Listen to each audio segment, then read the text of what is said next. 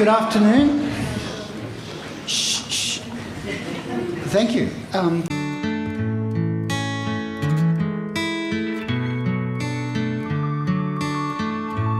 Our perspective, although as Alex Miller, one of your colleagues in the literary world, Tony, would say, what's the like men should be able to write as women, you know, what's the difference? It's just another character. I do think that there are sensitivities there, and I think that he just creates this absolutely wonderful woman. But it's interesting that it came, part of that catalyst came from that experience talking about the firefighters who fought on September 11.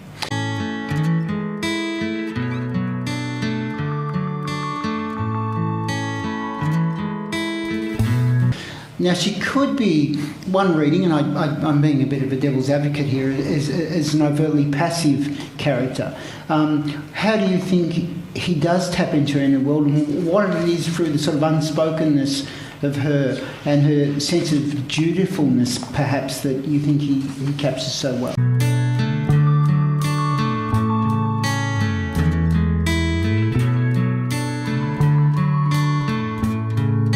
He said in another interview at the time of the book's release, he said, Eilish is someone who by her nature is a second daughter. She's not brave and has always had everything important done for her.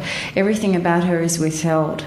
She's holding her breath as if she's afraid that by breathing out she'll offend somebody.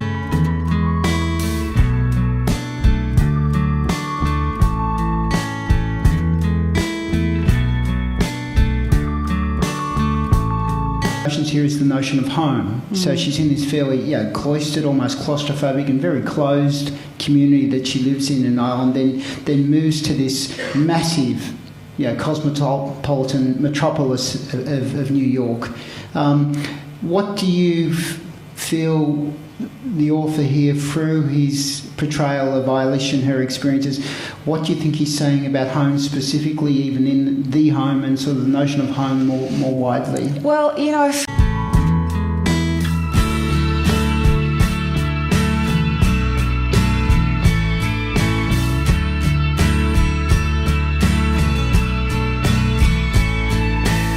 And what really throws me with the whole Eilish thing, and her mum's, I mean, Rose, I think, had essentially good intentions for her sister, but the mother, who should be so in tune with her daughter and see that she's kind of happy working at Miss Kelly's grocery shop, and she's the second daughter, as we said before, showing all of those sort of second daughter kind of symptoms, as the author said before in that interview. She should have been perceptive that her daughter was not one to leave home, that her daughter needed home. The brothers had left. Rose was out and about, you know, working and playing golf and everything. And Eilish was somebody who...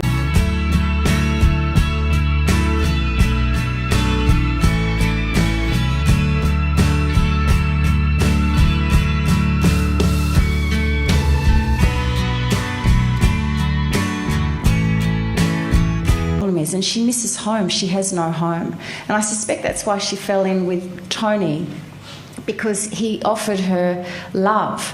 Yes, he had a home life. He was good looking as well, though. Pretty hunky, yeah, pretty hunky. But you know, she sort of home became the business school, and her colleagues there, and then home became the shop, and home became the boarding house. But really, when Tony offered her a chance for home, that then became home.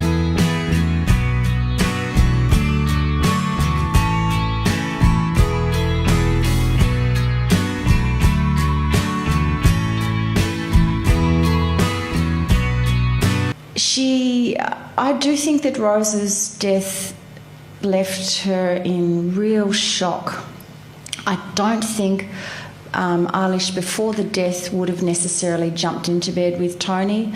I don't think she would have married him like that so kind of quickly. I think she was in...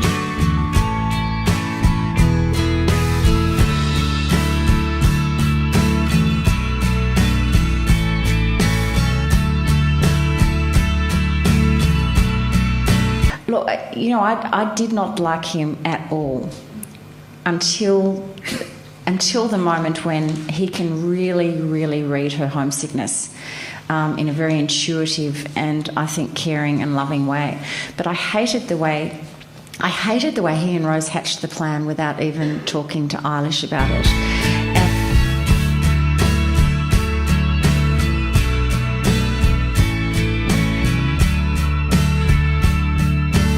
It in the end becomes so moving. And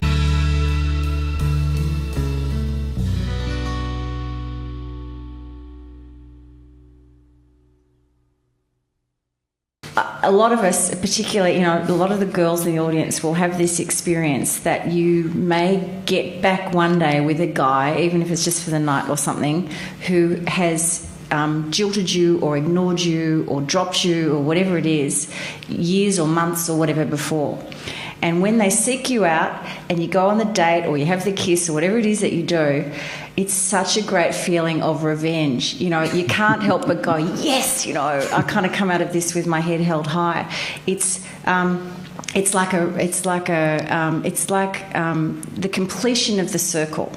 And particularly if they break your heart, which is not quite the case in this instance, because she was just rejected at the dance, but it did make her feel inferior and small. And we don't like Jim for that. Now, he explained his reasons later as to why he felt awkward also at the dance. But, it was something that she never forgot.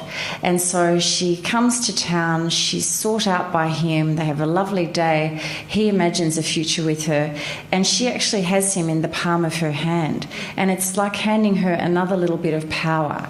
She has power to deal and organise her mum. Her brothers turn to her and say, you must come home. She has some power there. Her friends are in awe of her, that she's become sort of lovely and beautiful. Her bookkeeping skills are impeccable. They offer her a new gig in town. I think Jim, I think you're right. I don't think it's about, she had to make a choice, A or B. I think the Miss Kelly in the shop, I'm on to you episode is like the cold water that she needed to go, hang on, what am I doing back here? I think.